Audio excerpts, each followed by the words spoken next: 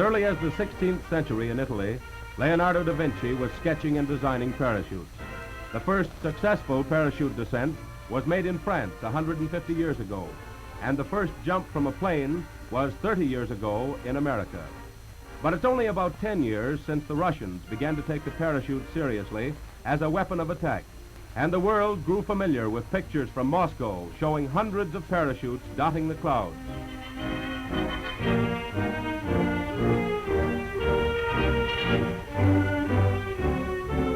Today, the armies of the United Nations are taking to the skies, and the Allied parachute corps include Poles and fighting French, Russians and Americans, British and Canadians. These men are the new, hard-hitting spearhead of the Allied armies. They can leap over sea barriers and fortifications to seize aerodromes, hamper enemy communications, and prepare the way for the combined assault by sea, land, and air.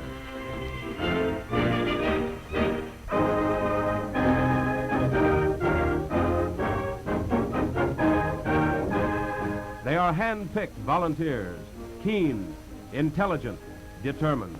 And they go through some of the toughest training any soldier ever had to face. Physically fit to start with, they learn to tumble so as not to injure themselves when they land, but to be ready for action without a moment's delay.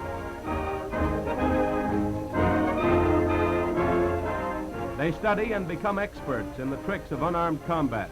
All troops need to know how to defend themselves without arms, but paratroops must be especially skilled in case they're attacked before they can reach their weapons. When they've practiced tumbling, they try it from the back of a lorry, as these British paratroops are doing in Egypt, rushing to collect their equipment, which is thrown off in containers at the same time. The paratrooper has all the basic instruction of the soldier, with a special training of his own on top of it. His favorite weapons are the automatic type, like the Tommy gun and the Bren, weapons he can bring rapidly into action. The paratrooper must be tough, and so must his parachute, for on it his life depends. Parachutes are made from the finest silk and nylon. This is where all the silk and nylon stockings have gone.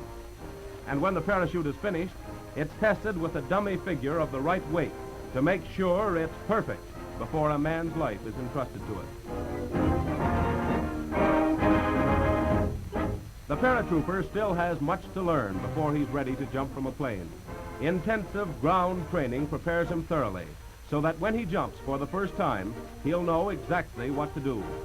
On the jump tower, he learns to land with a forward motion, turning his body to prevent landing with his back to the wind. With the help of a wind machine, he practices springing to his feet while being dragged head first along the ground, just as he'll have to do when he lands.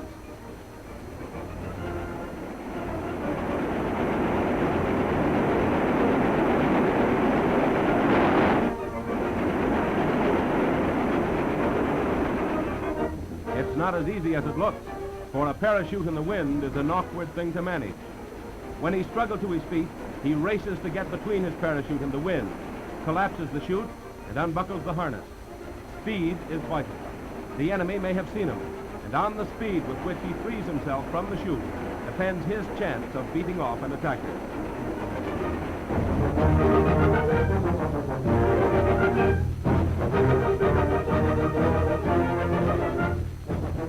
On the tower again, he learns to know the jerk of the opening parachute. He's hoisted up the tower wearing a regular parachute harness with 15 feet of risers. On a signal from the instructor, he pulls a ripcord, falls free for 15 feet, and is jerked upright by his harness. In his left hand, he holds a tiny rubber ball, and if he keeps hold of that, it shows he has control of his nerves. The tower at Fort Benning, where Canadian paratroopers have been training alongside their American comrades, is modeled on the tower that stood in the amusement park at the New York World's Fair.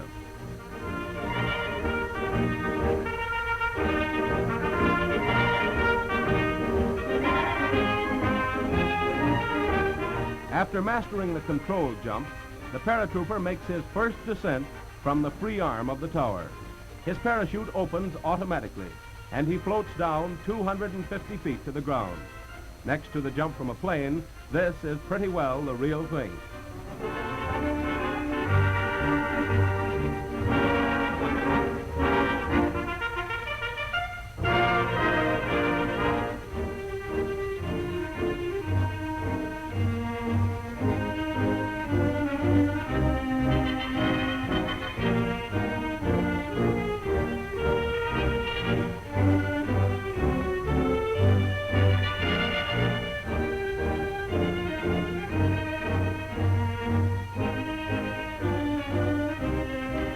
In England, a different system is used.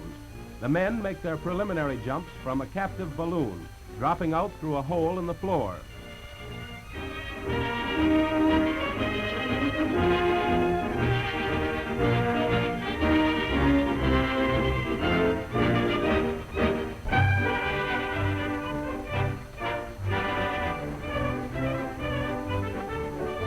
Then they're ready for their first jump from a plane.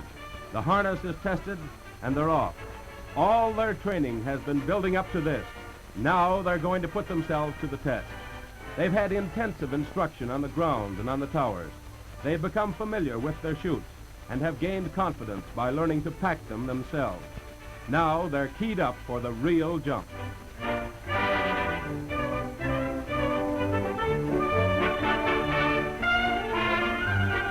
Somehow the ground doesn't look quite the same now. It seems a very long way down. But they've been well trained and know what to do. Some are cheerful, others perhaps a little apprehensive. The pilot spots the plane above the dropping zone and the warning light goes on. And now they're in the air. Their parachutes are opening. They feel with relief the rough jerk of the opening chute. And then they're taking it easy, gliding down at 18 feet a second towards the ground. Their equipment drops at the same time, packed in containers carried by parachutes of a different color. This part is easy, but the landing is more of a problem, and an instructor is standing by to give them last-minute instructions as they reach the ground.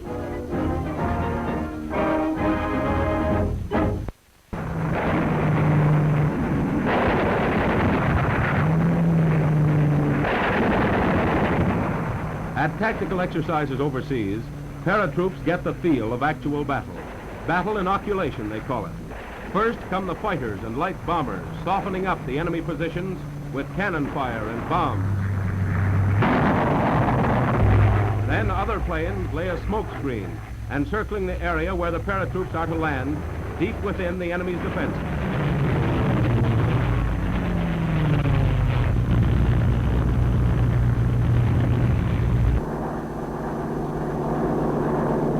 The paratroops are ready.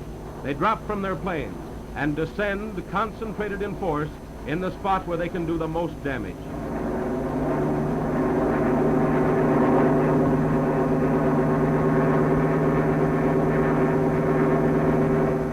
Quickly they rid themselves of their parachutes and harness, and within a few seconds they are a compact fighting force. Orders are issued, the signal is given to attack.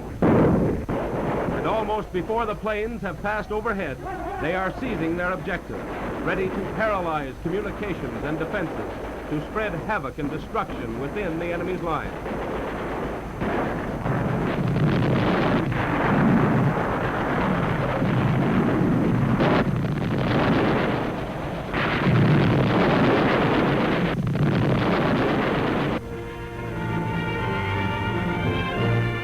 Today, parachute detachments are to be seen training in the snow-clad mountains of the north, preparing for possible action in Alaska, Russia, or Norway. Out of the skies they come, equipped with skis for traveling on the soft snow beneath. Quickly they seize their weapons, dropped in containers at the same time as themselves, and are soon on their way. Their objective may be to blow up the ice of a river behind the enemy's lines, to prevent his supply columns from using the ice as a bridge. Stealthily they advance, covering the work of the demolition squad with their Bren guns. But their sudden and unexpected descent takes the enemy by surprise, and before he can muster any opposition, the job is done.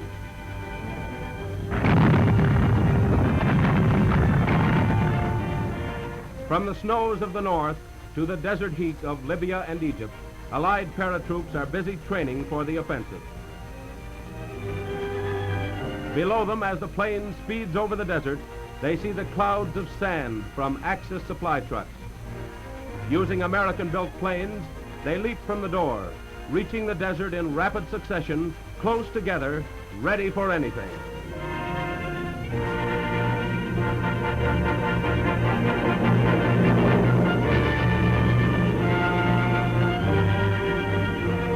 Of greatest interest to Canadians, is the graduation of officers and men of their own army at Fort Benning.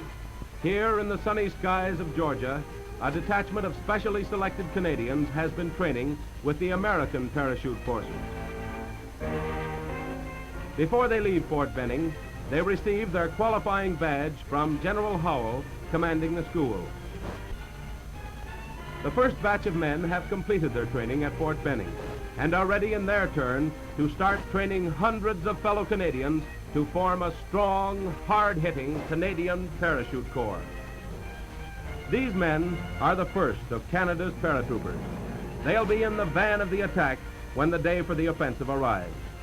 But behind them will come more and more paratroops, well-trained and well-equipped and thirsting for action. Soon, many young Canadians will follow these pioneers, trained to strike the Axis with the newest weapon of attack, the parachute.